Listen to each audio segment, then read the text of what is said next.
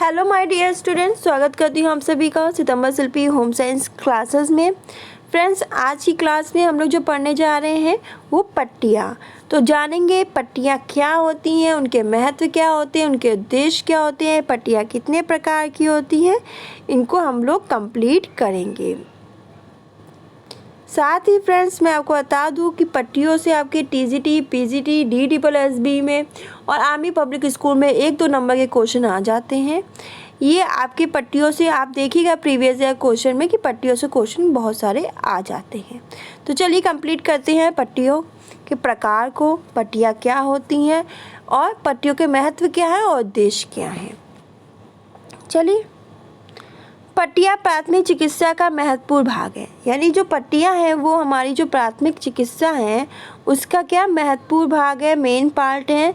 शरीर के विभिन्न अंगों पर चोट लगने पर, घायल होने पर इन अंगों को सहारा देने, रुई दवा लगाने के पश्चात पट्टी बांधने की आवश्यकता होती है। क्या होता है, जो शरीर के जो अंग हैं उसमें क्या होता है, चोट लगेगा या घायल होने पर इन अंगों को सहारा देने के लिए रुई दवा लगाने के पश्चात हम क्या लगाते हैं, बांधते हैं, पट्टी बांधते हैं।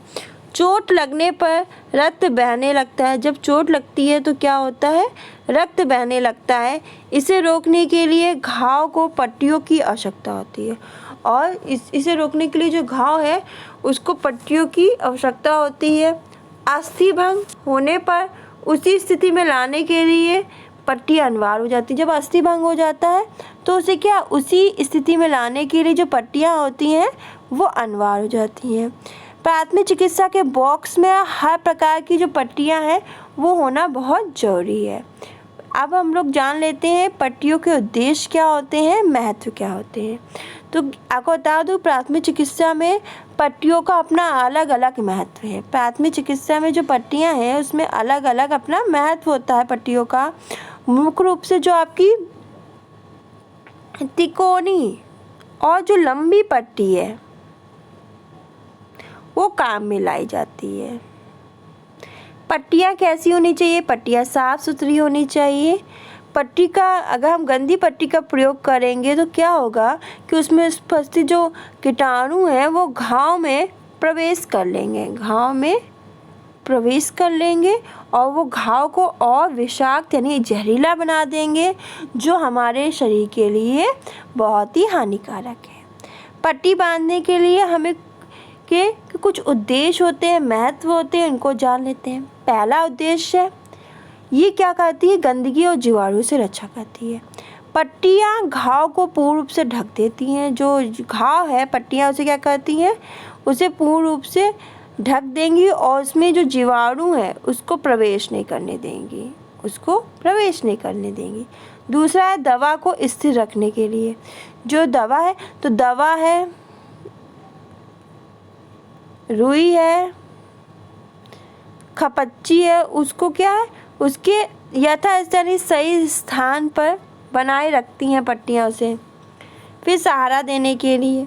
तो जो आपकी टूटी हुई अस्थि होती है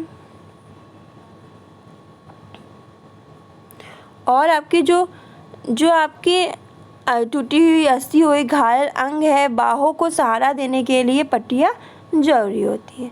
सूजन कम करने के लिए, तो आपके घाव या चोट पे उचित दबाव डालने के लिए, जो आपकी घाव है, जो चोट है, उस पे उचित दबाव डालने के लिए, ताकि जो घाव के आसपास जो सूजन है वो कम हो और साथ ही वो अधिक ना बढ़े।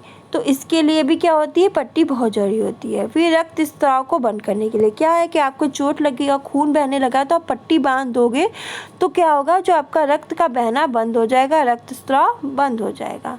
क्षतिग्रस्त अंग को आराम देने के लिए, तो इसमें क्या है कि चोट वाले अंग को पट्टी का सहारा देते हैं, जिससे जो क्षतिग्रस्त अंग है वो सही होता है।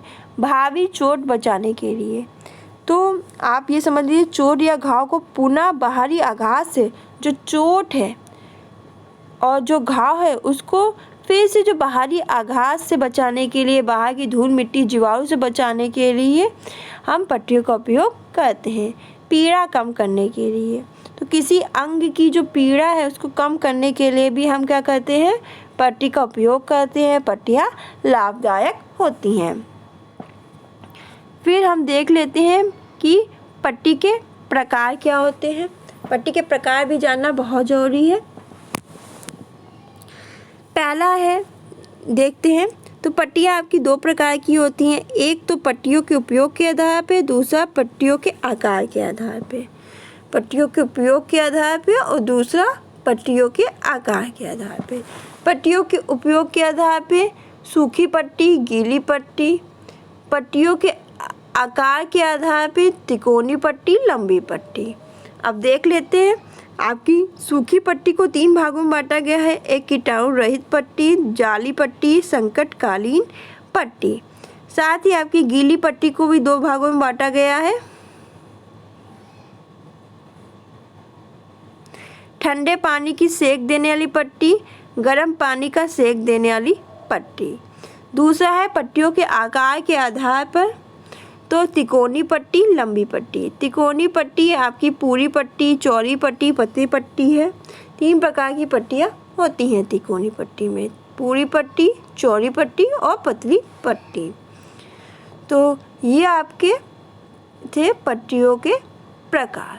तो एक बार फिर से देख लेते हैं कि पट्टियों के प्रकार, इनको हम अच्छी तरह से जानेंगे भी, एक एक पट्टी के बारे में अच्छी तरह पढ़ेंगे। पट्टियों के प्रकार में तो आपकी पट्टियों को 2 प्रकार में बांटा गया है, पट्टियों के उपयोग के आधार पे और पट्टियों के आकार के आधार पे।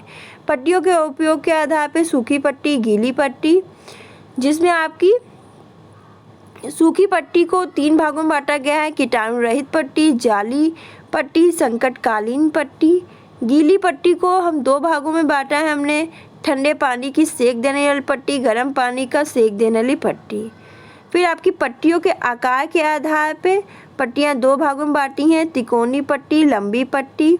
तिकोनी पट्टी को 3 भागों में बांटा है, पूरी पट्टी, चौड़ी पट्टी, पतली पट्टी। 3 भागों में बांटा गया है। तो फ्रेंड्स, इसी के साथ ये आज की क्लास फिनिश हो रही है। चैनल को सब्सक्राइब नहीं किया तो सब्सक्राइब कर ले, जिसको आपको मेरी लाइव क्लास की नोटिफिकेशन मिल जाएगी, जिससे और आप मेरी लाइव क्लास अटेंड कर सकोगे। आज हम लोगों ने पट्टियों के बारे में जाना। क्लास अच्छी लगे तो कमेंट करें, लाइक करें, शेयर करें, अपना फीडबैक ज़रूर दें। नेक्स्ट क्लास में हम लोग अच्छी तरह से पट्टियों के हर एक पट्टी के प्रकार के बारे में अच्छी तरह से हम जानेंगे। आप ये समझ लीजिए 1-2 नंबर के क्वेश्चन ये पट्टियों से आते ही हैं। तो प्लीज़ फ्रेंड्स, इसको बहुत अच्छे से पढ़ें, जिससे कि आपके 1-2 नंबर पक्के हो जाए। आप प्रीवियस ईयर पेपर में आप देख सकते हो। तो चलिए, आज के लिए बस इतना ही। मिलते हैं नेक्स्ट क्लास में। धन्यवाद।